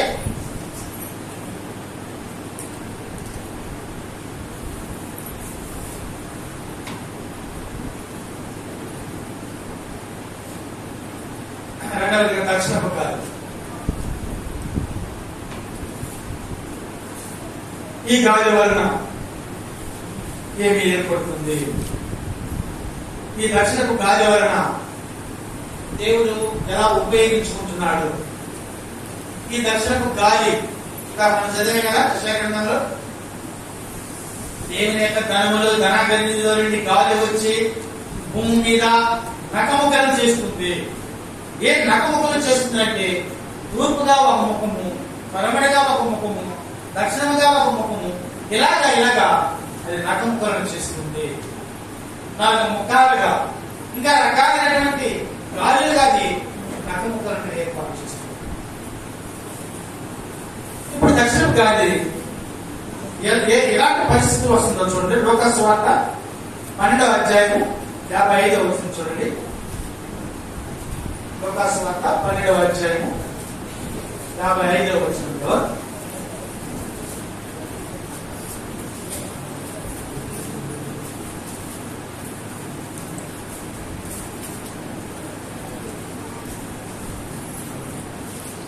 దక్షిణపు గాలి చూసినప్పుడు, దక్షిణపు గాలి వీచినప్పుడు వడగాలి కొట్టునని చెప్పుదు. వడగాలి కొట్టునని చెప్పుదు. ఏం జరుగుతుంది? దక్షిణ గాలి వలన వడగాలి, దక్షిణపు గాలి వలన వడగాలి జరుగుతూ ఉంది. వడగాలి ఏం చేస్తుందో మనకు తెలుసు కదండి. దాన్ని ఏమంటారంటే మనుషులకి వడదెబ్బ పుట్టింది. మనుషులకి ఏం చేస్తుందండి? వడదెబ్బ పుట్టింది అంటే తన శరీరంలో ఉన్నటువంటి నీటి శాతాన్ని ఏం చేస్తుంది? అది ఆవిరింప చేస్తుంది. రేద్రంగా ప్యాన్ మీద కొనుక్కో, నువ్వు ఆగిపో. అదే ఒక పట్టింది పైన దండ మీద అది ఆగిపోతుంది కదండి. సహజం. నీటిలో దక్షిణ గాలి ద్వారా మనుషులు ఉన్నటువంటి నీటి శాతాన్ని పెంచేటట్టు దేవుడు ఏం చేస్తున్నట్టే చేస్తున్నాడు. ఒక వడగాలి చేత నిన్ను ఇబ్బంది పెడుతున్నాడు. ఒక మనిషి నీటి శాతం ఆవిరైపోతే వెంటనే ఏం చేయాలి? వెంటనే డాక్టర్ గారు పోయి మళ్ళీ ఇంజక్షన్ సరైన ద్వారా మళ్ళీ దాన్ని ఏం చేస్తారంటే నీటి శాతాన్ని మళ్ళీ నింపుకోవడానికి ప్రయత్నం చేస్తాం. ఒకవేళ నింపుకోకపోతే ప్రాణానికి నష్టం. సమయాన్ని గుర్తించుకోకపోతే, వెంటనే ఎదుర్కోకపోతే నష్టం. వడగాలి వల్ల చాలా మంది చాలా రకాలుగా తమ ప్రాణాలు కూడా కోల్పోయినటువంటి వారిని మనము ఈ సంబంధాలు చూస్తూనే ఉంటాం. మనం కదండి. అలాగే టీవీ యాడ్లో కూడా ఏం చెప్తుందంటే అడిగైనా మంచినీళ్ళు పెట్టుకోండి, అక్కడక్కడ చలివేంద్రాలు ఏర్పాటు చేస్తారు యూత్ కూడా. కానీ ఏంటంటే ఈ వడగాలి వలన మీ శరీరంలో ఉన్నటువంటి నీటి శాతం పడిపోకుండా ఉండలేదు. కాబట్టి దాన్ని చాలా ఉపయోగిస్తారు. కానీ ఎంతమంది నమ్ముతారు? ఎంతమంది వాళ్ళతో కూడా వాటర్ బాటిల్ తీసుకెళ్తారు? తీసుకోకపోకుండా లెక్క లేకుండా పోయినటువంటి వారి ఇలాంటి పరిణామాలకు ఏమంటారండి? తెలియదాడిపోతారు. వాళ్ళ యొక్క ప్రాణాపాయ స్థితిలో పడిపోవడానికి కారణం ఏంటంటే వడగాలి వల్ల.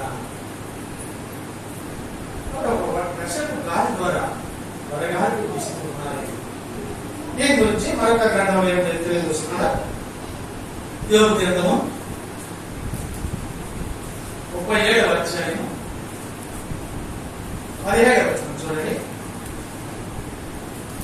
దక్షిణపు గాలి వీచుడు చేత ఉప్పవేయినప్పుడు, దక్షిణపు గాలి వీచుడు ద్వారా ఉప్పవేయినప్పుడు ఈ వస్త్రం ఎట్లు వెచ్చబడినది తెలియనా? ఈ వస్త్రం ఎట్లు వెచ్చబడినది నీకు తెలియనా అంటున్నాడు కదండి. అంటే దక్షిణపు గాలి వల్ల ఏమవుతుందంటే శరీరంలో ఉప్పబడుతుంది. శరీరానికి గాలి ఆడకపోతే ఏమవుతుందండి? వెంటనే చెమట్లు పట్టేస్తుంది. అంటే ఈ చెమట్లు బయట వచ్చిన దాని వల్ల ఏమవుతుంది? మనిషి యొక్క శరీరంలో ఉన్నటువంటి నీటి శాతం బయట వెళ్ళిపోతుంది. నీటి శాతం బయట వెళ్ళిపోయిన తర్వాత వెళ్ళిపోకుండా ఉండాలని ఈ శరీరాన్ని చల్లపరచుకోవడానికి ఏం చేద్దాము? ఫ్యాన్లు, ఏసీలు, ఏం చేస్తారు? ఇస్తాం కదా హ్యాండ్ హ్యాండ్ ఫ్యాన్, అది కూడా లేనప్పుడు కొంత చేయాలనుకుంటాడు. ఏమన్నా అయ్యా నన్ను నీటి శాతం నన్ను వదిలిన నీటి శాతాన్ని అయిపోకుండా చూడు బాగా అనుకుంటాం. దానికి ఎంత కాలు వస్తుంది, ఎంత వస్తుంది. ఆ సిలిండర్ ఆ మనిషితో తిరుగు పంచుకుంటాడు. నిజంగా వస్తారు. నమ్మి అర్థం ఇసుకునేవాడు ఉన్నారా లేదండి, చేతితోనే ఇసుకునేవాడు ఉన్నారా లేదండి. మనకి తెలియదు, తెలియకుండానే ఆ పనులు మనం చేస్తున్నాం. అంటే ఆ పరిస్థితులు బట్టి, ఆ వాతావరణాన్ని బట్టి, మనం ఉండేటువంటి ఏ పరిస్థితిలో కూడా ఆ పరిస్థితిని బట్టి కొన్ని విషయాలు నమ్మరు కాదండి. కొన్ని విషయాలు అది అవాస్తవమైన తీసుకోవడానికి నమ్మే చేస్తాం. ఏం లేదండి, నేను ఒక ఉదాహరణ చెప్తాను. టీవీలో సంతోష్ సోప్ అని యాడ్ వచ్చింది. ఏమనుకున్నదంటే పసుపు చందనపు ఛాయ దీన్ని పూసుకుంటే అలా వచ్చేస్తాడు. ఏమండి నల్లంగా ఉండేవాడు మొత్తం దాన్ని బయట నేను కొనుక్కోయి పడ్డ దాన్ని బయటకి సోపులు అయిపోతున్నాయి, సోపుతాలు అయిపోతున్నాయి, కానీ సామాన్ సాయి మాత్రం రావట్లేదు. ఏంది ఇది?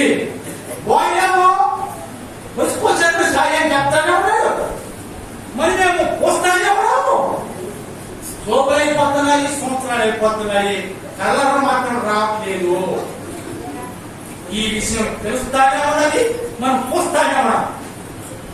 నమ్ముతున్నాం, నమ్ముతామా? నమ్మి పోస్తానే ఉన్నామా? పోస్తానే నాకు జ్ఞానోదయం అయ్యి ఇకనగా దీన్ని కూయకూడదు, ఈయన అబద్ధము కదా, ఈయనంతా డబ్బుల కోసం చేసేటువంటి అడ్వర్టైజ్మెంట్ అది అర్థమైంది. దాన్ని పూర్తి చేసేది ఇప్పుడు అయితే మాట్లాడలేదు. మీరే ఎవరైనా వాడుతుంటే నన్ను సంతోష్ సోపుకి బాగా చెప్పి, ఎందుకంటే మన కళలు దాని వల్ల రాదు. మన సామాన్య సాయే కానీ కదా ఓటినటువంటి సన్నాపు కళలు మాత్రము రాము. సార్ ఏదేమైనా చెప్పు, మీకు ఇష్టమైనటువంటి సోపుని మీరు వాడుకోండి, అందులో ఇబ్బంది అయితే లేదు. ఇంకా నమ్మి వాడతాననుకుంటే వాడచ్చు. సరే ఏదేమైనా ఈ దక్షిణపు యొక్క గాలి ప్రభావం వల్ల మనుషులో ఉన్నటువంటి శరీరంలో ఉన్నటువంటి అది కోల్పోతున్నటువంటి విషయాన్ని మనకు అర్థమైంది. ఇందాక కొద్దిసేపు ఇయ్యడం కొద్దిసేపు ఆపేయడము కరెంట్ ఆగిపోయేటప్పటికి మన పని ఎలా ఉందంటే విసుకొచ్చేసింది, వ్యవసాయ పరిస్థితి ఉంది. ఎందుకంటే గాలికి ఆ విధంగా మనిషి ఏమైపోయాడంటే అలవాటు పడిపోయాడు. ఒకప్పుడు ఈనాటి గాలిని ఉపయోగించుకోకుండా మన యొక్క పెద్దలు ఎలాగ బతికారు? కేవలం ప్రకృతి ద్వారా వచ్చే గాలి మాత్రమే వాళ్ళు ఉపయోగించుకుని దాంతోనే జీవించారు. ఈ రోజు మనిషి దాన్ని ఏం చేస్తున్నాడంటే డబల్ గా 100% మరొక యంత్రం లాగా ప్రయోగించి దాన్ని మనం ఇంకో అంతరంగా చేసుకుంటూ వాడుకుంటూ ఉన్నారు కదండి. నువ్వు ఏది ఉపయోగించినా అది చెట్టే కానీ మనిషి కాదు. దేవుడి చెందే శ్రేష్టము, దానికి పైన నువ్వు ఎన్ని ఉపయోగించినా దాని ద్వారా ఏమంటారండి, దాని ద్వారా చెడే కదండి. ఇంకొక విషయాన్ని మీరు ఆలోచించండి. ఏదైనా ఒక కొత్త ప్రోడక్ట్ మనిషి కనిపెట్టాడంటే కనిపెట్టేవాడు బహుమానం పొందుతాడు, దానివల్ల సమాజానికి నష్టం. కనిపెట్టాడేమో ఏ మంచి ప్రోడక్ట్ కనిపెట్టేవాడు అదే కదండి, ఇంకేం లేదండి. ఇప్పుడు ప్రతి ఒక్కరూ 20-30 సంవత్సరాలు దాటితే మొత్తం తెల్లకపోతుంది. దానికి ఒక ప్రొడక్ట్ ఏం చేస్తాడంటే ఇది వల్లయ్యా ఈ ముందు చేసుకుంటే తిరిగి మళ్ళా నువ్వు మైనర్ బాబు అయిపోతావంటే ఆమె కొని ఏం చేస్తాం వేసుకుంటాం. కొంతమందికి అలాంటి అదే కదా, వెంటనే ఏం చేస్తాం దానికి ఒక టాబ్లెట్ అయితే చేసుకుంటున్నానే కానీ దీని మాత్రం మాట్లాడలేదు. కానీ ఏంటంటే ఈ నడిచినీటితో బయటకు పోలేదు. అయితే దేవుడు ఏం చెప్పాడంటే నడిచినీటిలో సొగసైనటువంటి మారినాయినా అవి కిరీటం తెచ్చామంటే అవి నువ్వు నాకుతాయా, నువ్వు ఇచ్చాడు నాకుతో నాకేం కాదా. నేను యూత్లో ఉన్నప్పుడు ఎక్కడ నేను అంతే కలవాలి, అదే కనబడుతుందా కదండి. ఏం అట్టే కనబడతాడు కదా. ఇక్కడ కూర్చున్న వాళ్ళు ఏ ఒక్కరిలో ఇద్దరు తప్ప మరొందరం కొట్టేవాళ్ళు అందరూ ఉపయోగిస్తున్నాడు. కాబట్టి దీనివల్ల ఏమవుతాయండి? దీనివల్ల కెమికల్ కదండి, శరీరానికి నష్టమే కదండి.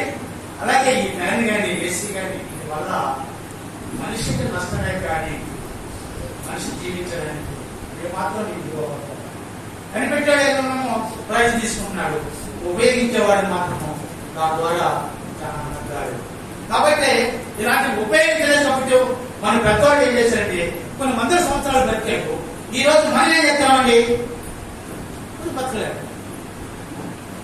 ఇలాంటి ఉపయోగించాము కాబట్టి మనకన్నటువంటి ముందడికి 60-70 సంవత్సరాలు దాటిన వాడికి ఇంటికి నచ్చేది లేదు.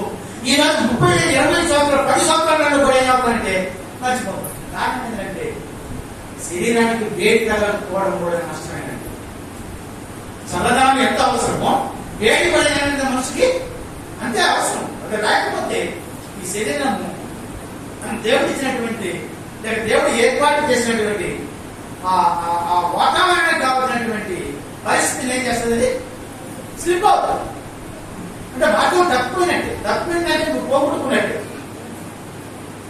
ఇలాగా మానవుని యొక్క ఉపయోగించేటువంటి పరిణామాల వల్ల సమాజానికి వ్యక్తికి నష్టమే కానీ లాభం మాత్రము ఎవరికి మేలంటే దాన్ని అవలంబించినటువంటి ఆ వ్యక్తికి ఆ కంపెనీకి మేలే కానీ మనకి మాత్రము కాదు. ఇప్పుడు దక్షిణపు గాలి వలన మనకేం కొనసాగించబడుతుంది చూస్తున్నాము. మూడవగా ఉత్తరపు గాలి.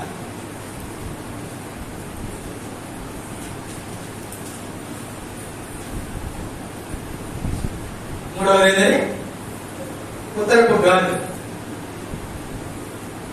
ఈ గాలి వలన ఏం కలుగుతుందో మనం చూస్తాం. సామెతలు 25వ అధ్యాయము 23వ వచనం చూడండి. సామెతలు 25వ అధ్యాయము 23వ వచనం.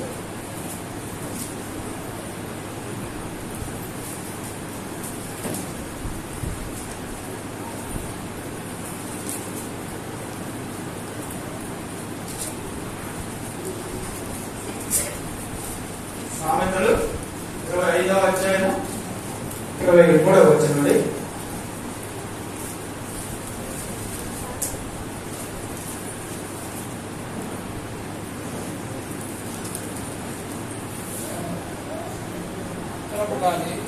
ఉత్తరపు గాలి వాన పుట్టించును. ఉత్తరపు గాలి ఏం పుట్టిస్తుందండి? దీని వలన వాన వర్షం. అంటే ఉత్తరపు గాలి వలన ఏం జరగబోతుందంటే వర్షం కలుగుతుంది. ఈ వర్షం ద్వారా మానవునికి మేలు జరుగుతుంది. మానవుడు జీవించడానికి త్రాగుడుకు నీరు, వ్యవసాయానికి పంట పొలాలకి, నదులు నిండాలన్నా చెరువులు నిండాలన్నా ఏం కావాలండి? ఈ వాన కావాలండి. ఏ గాలి కావాలండి? సరే ఖచ్చితంగా ఉత్తరపు గాలి కావాలి. ఉత్తరపు గాలి తోలేది అంటే ఖచ్చితంగా ఏ ప్రాంతంలో ఏమవుతుందండి? వర్షం ఖచ్చితంగా వస్తుంది. ఈ గాలి దేవుడు ఇలా నకముకలు చేయడం వల్ల తూర్పుగా ఒక ముఖము, దక్షిణంగా ఒక ముఖము, ఉత్తరంగా ఒక ముఖము, పడమరగా ఇంకొక ముఖము తయారు చేయడం వల్ల భూమి మీద ఇలాంటి పరిస్థితులు ఏర్పడుతున్నాయి. ఒక గాలి నీకు మేలుకరంగా ఉంటుంది, ఒక గాలి రవాణాగా ఉంటుంది, ఒక గాలి నేను శిక్షించడానికి ఉంటుంది, ఒక గాలి వర్షాన్ని ఇవ్వడానికి నీకు ఉపయోగపడుతుంది. కాబట్టి ఈ గాలి గుర్తుపట్టేవాడు విత్తడు. ఉత్తరపు గాలి తోలిందంటే విత్తనం మానేస్తాడు. గాలి మారింది కాబట్టి విత్తనానికి ప్రయత్నం చేస్తాడు. ఇక నాలుగవది పడమటి గాలి. నాలుగవది ఏంటంటే పడమటి గాలి.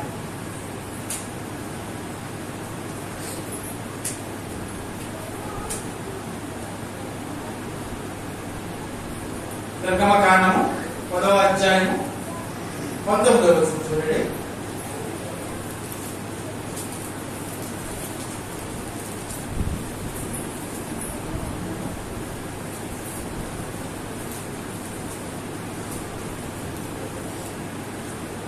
అధ్యాయం 19వ వచనంలో యెహోవా గాలిని తిప్పి మహాబలమైనటువంటి పడమట గాలిని విసరజేయగా అది ఆ మిడతలను కొట్టుకుపోయి ఎర్ర సముద్రంలో పడవేస్తుంది. మనం చదివినట్టు వచ్చిన కదా. అంటే పడమట గాలి ద్వారా ఒక మనిషికి జరుగుతున్నటువంటి నష్టాన్ని లేక ఒక ప్రాంతానికి జరుగుతున్నటువంటి నష్టం నుంచి తప్పించడానికి దేవుడు ఈ యొక్క పడమటి గాలిని ఉపయోగిస్తాడు. మీ జీవితంలో, మన జీవితంలో ఎలాంటి గాలిని ఇస్తాయో మనకు తెలియదు. మనం నివసిస్తున్నటువంటి ప్రాంతంలో ఎలాంటి గాలులు ఇస్తాయో మనకు తెలియదు. అయితే దేవుడు భూమి మీద తన ధననిధిలో నుండి బయటైనటువంటి గాలి భూమి మీదకి వచ్చి నకముకలను చేస్తుంది. ఒకటి తూర్పుగా వస్తే మనుషులకి ఇబ్బంది పెడుతుంది. మనుషులను శిక్షించడానికి లేక అవిధేయులను శిక్షించడానికి తూర్పు గాలిని దేవుడు ఉపయోగిస్తాడు. మరి దక్షిణపు గాలి వలన ఏం జరుగుతుందండి? దక్షిణపు గాలి వలన మనుషులలో ఉన్నటువంటి నీటి శాతాన్ని తొలగబడుతుందన్న. ఉత్తరపు గాలి వలన వాన కురుస్తుంది అనుకున్నాము. దక్షిణపు గాలి వలన మనుషులకు కలిగేటువంటి ఇబ్బందుల నుండి దేవుడు తొలగిస్తున్నాడు. మనుషులు ఏ ఇబ్బందులు ఉన్నారో, లేక ఒక ప్రాంతం ఎలాంటి ఇబ్బందులు ఉందో అలాంటి ప్రాంతం నుండి దేవుడు అందు నుంచి తొలగించడానికి దేవుడు సహాయపడుతున్నాడు. ఇక దుష్టులని శిక్షించడానికి మరొక గాలిని దేవుడు ఉపయోగిస్తున్నాడు. చూడండి, కీర్తన గ్రంథము 11వ అధ్యాయం 6వ వచనం చూడండి.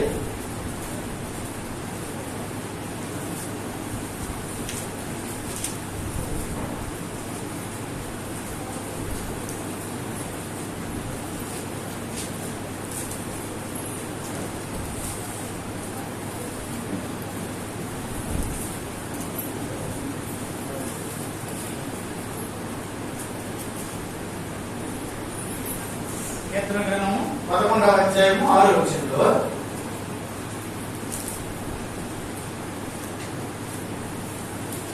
చూడలేరా?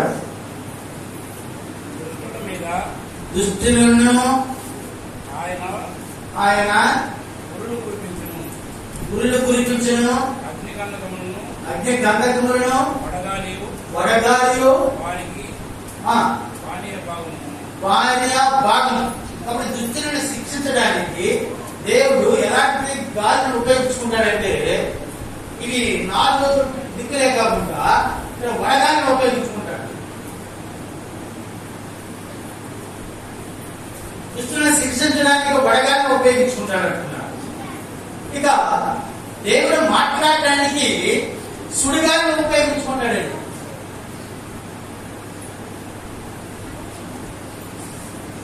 దేవుడి గ్రంథంలో చాలా దగ్గర మనం చూస్తాం, అవును కదండి?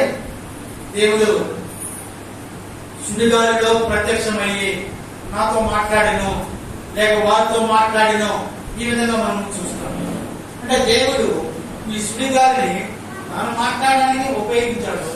ఒక వ్యక్తిని తన దగ్గర నుంచి దేవుడి సముఖానికి కొనుక్కోవడానికి కూడా సుడిగాలి కూడా ఉపయోగించాడు. ఎవరు తీసుకెళ్ళాడండి సుడిగాలిలో? ఏది కానీ తీసుకెళ్ళాడు. సుడిగాలి ద్వారా ఏలియా ఎలీషా ఇద్దరు వేరే. ఇప్పుడు ఆయన శిక్షించడానికి తీసుకెళ్ళాడా? ఆయన్ని ఉన్నతమైనటువంటి స్థితి కల్పించడానికి ఏదైనా తీసుకెళ్ళాడు దేవుడు. కాబట్టి తాను మాట్లాడడానికి, తన నివాస యోగ్యంలో ఉండడానికి దేవుడు సుడిగాలిని ఉపయోగించాడు. అయితే ఈ మాటలు విన్నటువంటి మీకు మరొక మాట చెప్పి నేను ముగిస్తాను. దేవుడి గ్రంథం 6వ అధ్యాయము 26వ వచనం మాట్లాడుతున్నాను. దేవుడి గ్రంథం 6వ అధ్యాయం 26వ వచనం మాట్లాడుతున్నాను.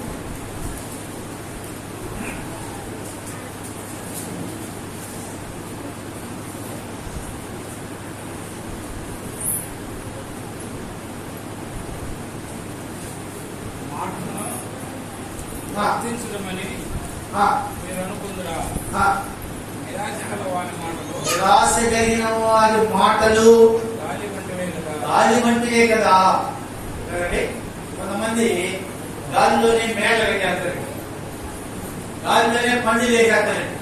అంటే చెప్పేది అప్పటికప్పుడుగా జరిగిపోయినట్టే, ఇక తిరిగే లేదు. ఇలా ఇలా ఇలా కదా అయిపోతుందండి. మొత్తం వాడు అప్పటిగా తీయించారు. దాంట్లో దిగితే తెలుసు కదండి. ఒక ఇంజనీరింగ్ చదువుకోండి, ఒక బిల్డింగ్ కట్టుకోవాలి అయినా ఏదో నా దగ్గర మొత్తం ఉంది, దీన్ని బట్టి మేము ప్లాన్ చేసి అన్నా ఉంటుంది. ఇదంతా పెట్టుకుని ఇదంతా పెద్ద మొత్తం ఒక పెద్ద గీసిచ్చారు. మొత్తం ఎంత అవుతుంది, ఎంత అవుతుంది రేపు చూడండి చేస్తుంది. సింపుల్ గా లేచిన తర్వాత అవుతుంది కదండి. ఒక హాస్పిటల్ అంట మంచి ప్లాన్ గీయమనంటే గీసేయండి. ఇప్పుడు ఆస్తి మొత్తం నిర్ధారణ జరిపిందంటే అంటే ముందు సంపాదించింది మొత్తం బేస్మెంట్ జరిపింది. మరి పిచ్చోడా నువ్వు సంపాదించింది బేస్మెంట్ వల్ల జరిగిపోతే ఉరిగిపోతుంట, ఇంత కట్టి దాని టైం పని ఏం చేస్తామంటే ఉన్నది అమ్మేసి కట్టినాడు. ఉన్నది అమ్మేసి ఆమెను కట్టేయాడు. మొత్తం బిల్డింగ్ పూర్తి అయిపోయింది. ఈ దాని ఏం లేదు. ఇద్దరు చేపలు కట్టి 9 కాలాలు సాగు కూర్చుంది, తను పువ్వులు మూడుకుపోయినాడు. ఇంకేం లేదు ఉంటుంది దానికి. బిల్డింగ్ యాభై ఉండాలంటే ఏం ఉండాలి దాంట్లో ఒక ఉంటేనే దాన్ని యాభై లేకపోతే దాంట్లో కూర్చునే వాడు యాభై దాంట్లో ఏం లేదు. గాలి మాటలు ఉంటాయి అన్ని గాలిలో చెప్పేస్తాడండి. నీకేమి నేను ఉన్నాను అంటాడు. తీరా అభిడికి పోతే పేరు ఆ రోజేదో నువ్వు బాధలో ఉంటే నిన్ను పోరాడడానికి నేను కూడా గాలి మాటలే చెప్పాల్సి వచ్చింది. ఏ గాలి కదా నా దగ్గర కూర్చున్న ప్రజలు నీకు తెలియకుండా ఎంత సింపుల్ గా మాట చెప్పేస్తాను. ఓదార్చేటప్పుడు మాత్రం ఎవరా నేనంటూ ఒక బలాన్ని నీకున్నానని అంటాడు. ఏదో దగ్గర పోతే ఏం చెప్తున్నా మన చెప్పింది గాలి మాట కదా, నువ్వు దాన్ని నమ్మి నువ్వెట్టించినావు, నమ్మడం నీకు తప్పు కదండి. ఇదేనండి గాలి మాట్లాడితే. ఈరోజు మనుషులు గాలి మాటకి పడిపోతాడండి, నిజానికి పడిపోరు. వాస్తవం అంటే గాలి మాటకైతే మనుషులు పడిపోతారు కానీ మనుషులు నమ్మతారు కానీ వాస్తవం చెప్పు వ్యవహారాలు వచ్చేస్తాయి, గొడవలు వచ్చేస్తాయి, స్నేహితుల మధ్య విడిపోతాం, చాలా చాలా రకాలు జరగాలంటే అన్ని సైలెన్స్ ఉండాలంటే అన్ని సర్దుకొని బాగుండాలంటే ఏం చెప్పాలి. గాలి మాటలే కరెక్ట్ రాదు. అదేంటే నమ్మతారండి వాళ్ళు. నిజం చెప్తారంటే నిజం చెప్తారు నమ్మరండి. అలాగే దేవుడి విషయంలో గాలికి మనము మాట చెప్తున్నామా, దేవుడి ఇచ్చేటువంటి ధనాన్ని నిధిని మనం ఉపయోగించుకుంటూ దేవుడు ఏదైతే మనకు అనుగ్రహించి తన నిధిలో నుంచి ఖర్చు పెడుతున్నాడో దానివల్ల ఇంత మేలు ఉందా? అదే దాని వల్ల ఒక మనిషి అవిశ్వాసంలో ఉన్నటువంటి నష్టం ఇంత ఉందా? గాలిని నిందించడం కాదు. మనము ఏ గాలిలో ఉన్నాము. ఈ గాలి భూమిని మెక్కముక్కలు చేస్తుంది కదా, ఏ తట్టి వీచే గాలిలో ఉంది. ఉత్తరం గాలి వీస్తే మనిషికి ప్రయోజనకరము. మనం ఆ గాలిలో ఉన్నామా, లేకపోతే వడగాలిలో తూర్పు గాలిలో ఉన్నామా? ఏ గాలి వల్ల ఉన్నా మనం? ఏ తట్టు నిలుచుకోమన్నావు? ఏ తట్టు నీ శాప? అదండి కలిగింది. ఎవరంటే శాప వేస్తారంటే గాలి ఎడుతుంది అక్కడ వేస్తామంటే ఏంటంటే అంటే నీకు అనుకూలంగా ఉన్నట్టు గాలి సాపరిచిందే. కాబట్టి అలాంటి పనులు మనం దేవుని విషయంలో చేయకుండా దేవుడు ఏ గాలి మనకు చూపించాడు దాన్ని ఉపయోగించడానికి ప్రయత్నం చేస్తున్నాం. ఇంకా ఈ గాలిని విసర్జేయటకు మానవునికి అధికారం లేదని చెప్పేసాడు. ప్రసంగి గ్రంథం 7వ అధ్యాయం. దానికి ఎవరికి మాత్రమే అధికారం ఉందంటే దేవునికి మాత్రమే ఆ అధికారం ఉంది. అందుకనే ప్రభువు ఈ భూమి మీద నివసించినప్పుడు గాలి సముద్రము ఈ లోపడుచున్నవి. ఈయన ఎలాంటి వాడు ఏంటాడు? కారణం ఏంటంటే ఆయన సృజించిన వాడు కాబట్టి ఆ సృజించినటువంటి వ్యక్తి సృష్టి మీద ఆయనకి అధికారం ఉంటుంది. సృష్టి మీద అధికారం లేనటువంటి వాడు సృష్టికర్త కాదు. కారణము దాన్ని ఇచ్చినటువంటి వాడు, పుచ్చుకున్నటువంటి అధికారం కూడా దేవుడు. కానీ అధికారం లేనటువంటి వ్యక్తి దాని మీద లేక దేవుడు అనిపించుకోడు. పురాణాలు మాట్లాడుతుంటారు, నాకు ఒక వరం అన్నాడు, ఇచ్చాను బా ఏమన్నాడు, ఏం వరం కాదు, నేను ఎవరు నెత్తి చేపెడతావు కోసమే. నువ్వు ఇచ్చినావో లేదో తెలుసుకోవాలంటే నీ నెత్తినే పెడతాను. ఈ నాటి నెత్తి పెడతాను, నేను పరిగెత్తున్నాను. ఇలాగా సృష్టి మీద అధికారం లేనటువంటి వాడు ఆయన ప్రార్థించాడు, ఆయన గర్తించాడు, ఆగిపోయాయి. కాబట్టి లోకం నమ్ముతుంది ఆయన చేసినటువంటి క్రియలు. ఈరోజు నీ నా క్రియలు ఏ గాలిగా ఉంది, ఏ గాలి రూపంలో ఉన్నది, ఏ గాలి ద్వారా ఉంటే దేవుడు మనల్ని అలా ఉపయోగించుకుంటాడు.